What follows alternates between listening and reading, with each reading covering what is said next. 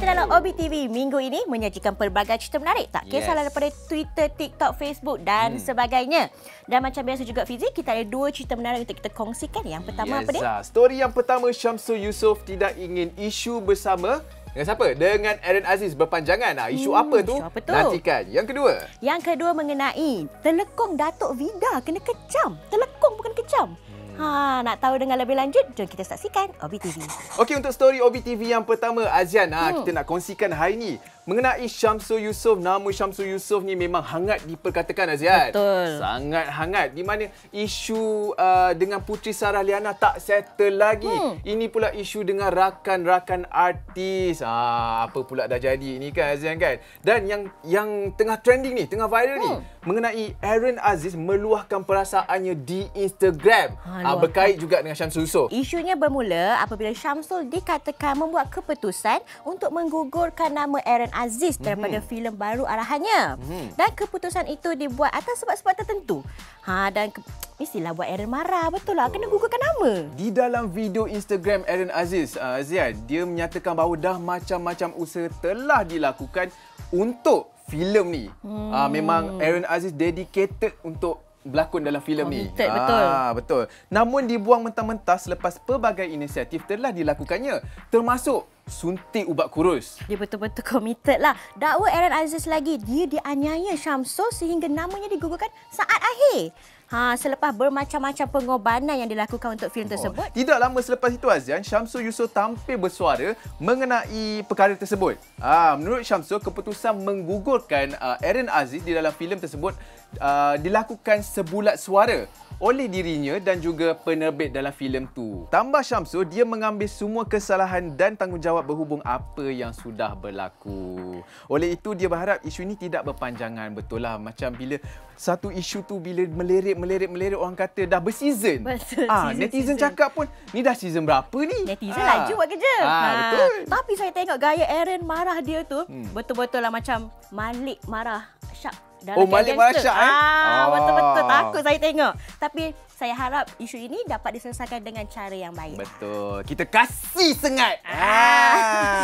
Okey guys, untuk berita OBTV yang seterusnya ni, macam biasalah Fizi, bila masuk bulan Ramadan, kita nampak ramai artis ni mula buat ekstra ibadah. Mula yang pakai tudung, nak habiskan Al-Quran dan sebagainya. Orang kata buat amal jariah yang lebih, nak cari pahala lebih. Betul. Orang kata ni di bulan Ramadan ni kita perlulah menggandakan amalan untuk dapat pahala yang berganda-ganda.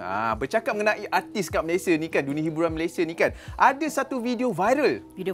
Ada satu video viral, Azian, di mana Datuk Sri Vida memuat naik video. Saya putus asa ni. Memuat naik video di mana dia melakukan ucapan selamat berpuasa dengan berpakaian orang kata wow. Bukan saja membuat ucapan selamat menyambut Ramadan, Azian. DSV juga turut menunaikan solat sunat tarawih yang pertama berserta ucapan sempena menyambut bulan yang mulia ini. Betul.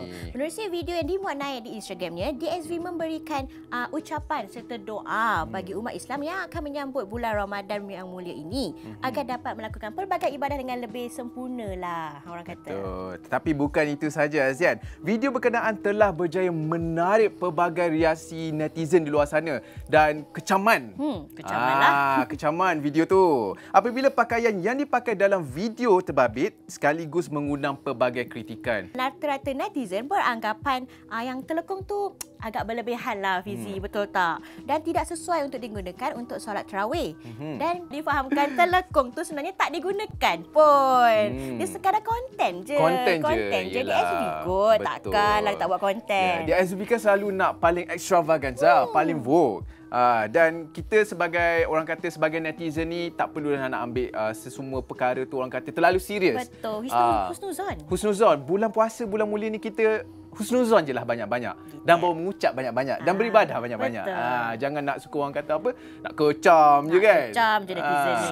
Macam biasa guys, OBTV untuk story yang pertama ni orang kata mesti sensasi. Betul. Yang pertama ni mengisahkan artis-artis Malaysia di industri Malaysia ni selalu banyak isu lah Azian lately ni. Dan salah satu topik yang menjadi perbualan hangat netizen adalah mengenai hubungan Shahnaz Ahmad dan bekas isterinya Nur Nabila. Kita nampak dia macam sangat profesional. Betul. Walaupun dah berpisah, mereka tetap orang kata bawa jebat berjumpa berdua, berbaik-baik kan. Orang kata tak ada masalah langsung. Dan sejak kebelakangan ini juga kita sering lihat mereka orang kata menjalinkan hubungan yang baik, orang kata profesional. Di tempat set bekerja pun profesional. Demi anak dan juga apa orang kata, demi kebahagiaan jebat lah. Betul. Menerusi sebuah perkongsian video yang dimuat naik oleh Shahnaz, dia bersama anak lakinya Jebat Jayden dan bekas isteri Nur Nabila sedang mempromosikan sebuah jenama makanan. Tapi video itu memaparkan pelakon itu bersama Nabila dan Jebat sedang masak. Selain itu Azian, mereka sempat berseluruh mengenai status masing-masing. Antaranya saya petik dekat sini, makanan macam ini sesuailah untuk saya yang single ni, kata Shahnaz Ahmad. Dan juga yang di sebelah saya ni, bukan awak. Bukan saya. Bukan awak. Apa orang kata, kena tanya dia lah. Kena tanyalah. Pandai bermain gurau-gurau Abang Shahnaz kita. Gurau-gurau manja, orang kata. Video tersebut kemudiannya telah dimuat naik semula di laman Twitter dan sekaligus mendapat pujian warganet. Shahnaz pun ada balas. Ada membalas kepada ucapan warganet tu. Dia ada balas. Dia kata dia tak pernah mengabaikan anak lakinya yang kini berusia 4 tahun. Sasul saya. Cakap pasal Shahnaz memang sasul. Terdapat juga ciapan daripada netizen Azian yang dilihat mengimbas kembali tentang kisah orang kata penceraian Shahnaz Ahmad yang terdahulu. Ketika di dalam fasa penceraian, tetapi menurutnya dia tidak pernah melupakan, namun tidak pula menyimpan dalam hati. Baguslah. Bagus. Patutlah dapat pujian netizen. Betul lah. Bukan biasa-biasa Abang Shahnaz kita ni. Bagus Shahnaz. Okey guys, untuk berita OBTV yang seterusnya, kalau you perasanlah Fizi, dekat media sosial sejak bulan 12 hari tu ramai artis-artis yang mengerjakan umrah. Betul, ramai. Antaranya Niloufar dan keluarganya, Awal Asy'ari, Syah Alihaya pun ada pergi. Betul. Untuk story yang kedua ni kan Azan, saya nak kongsikan mengenai Awal Asy'ari dikritik oleh netizen, dikritik kau-kau babe. Dikritik dan dikecam kerana baru pulang daripada umrah je, warna dah bertukar rambut. Warna bertukar. Mungkin ikut perubahan cuaca. Berikutan itu, ramailah warganet mempersoalkan isu warna rambut yang dilihat membawa imej yang kurang sopan selepas pulang.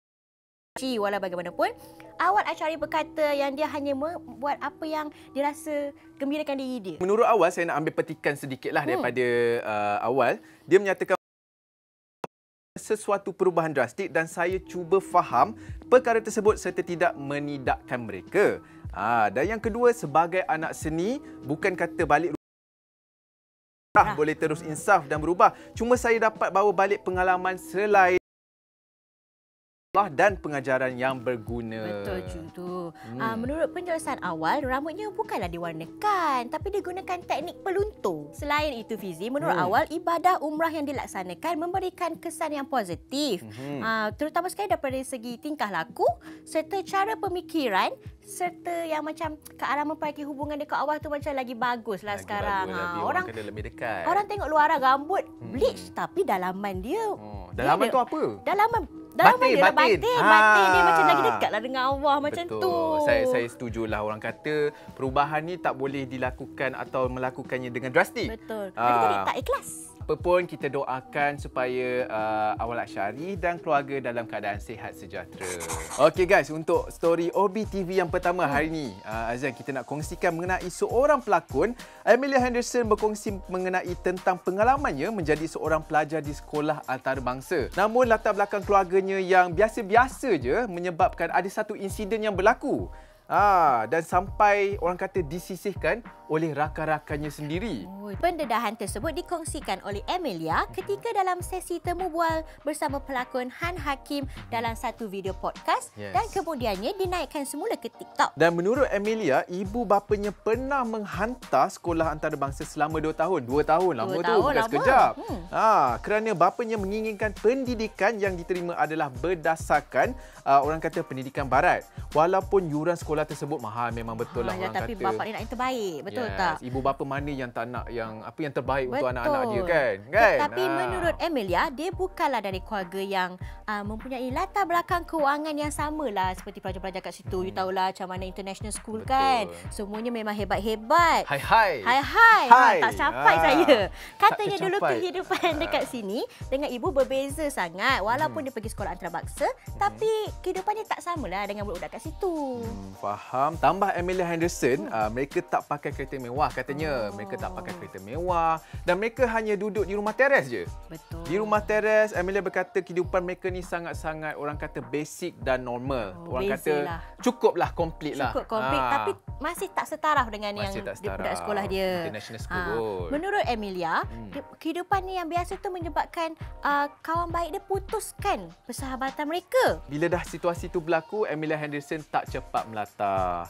Malah dia menerima perkara tersebut sebagai satu pengajaran dalam hidupnya supaya lepas ni kalau nak pilih kawan, kenalah pilih dengan baik. Betul. Orang kata orang ni macam ada macam-macam perangai, karakter. Jadi bila kita nak memilih kawan tu, kenalah cari yang betul-betul ikhlas nak berkawan dengan kita.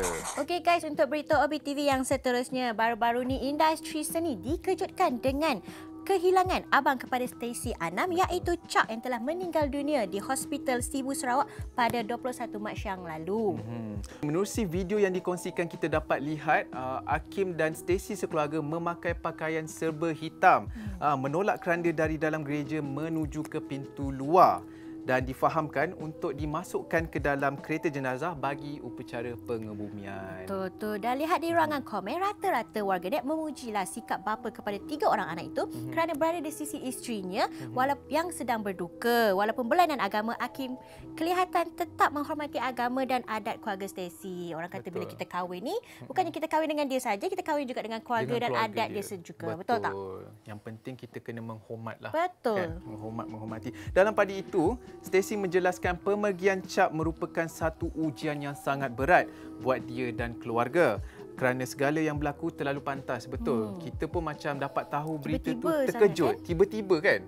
Dan Chuck telah menghembuskan nafasnya yang terakhir di Hospital Sibu Sarawak pada jam 4.30 pagi Selasa lalu. Stacey turut berkata bahawa Chuck dah janji dah nak balik dalam masa yang terdekat. Namun perkara tragis pula yang terjadi. Kata Stacey lagi, pemergian Chuck ni memang meninggalkan kesan yang memang mendalam lah kat dalam dirinya. Tapi dah agak lama arwah bertahan dan bertaruh nyawa. Tambah Stacey lagi, Azian, Stacey menyatakan bahawa abangnya Chuck ni merupakan seorang yang sangat brotherly, di mana Chuck sentiasa menghubungi keluarga dan menanyakan khabar.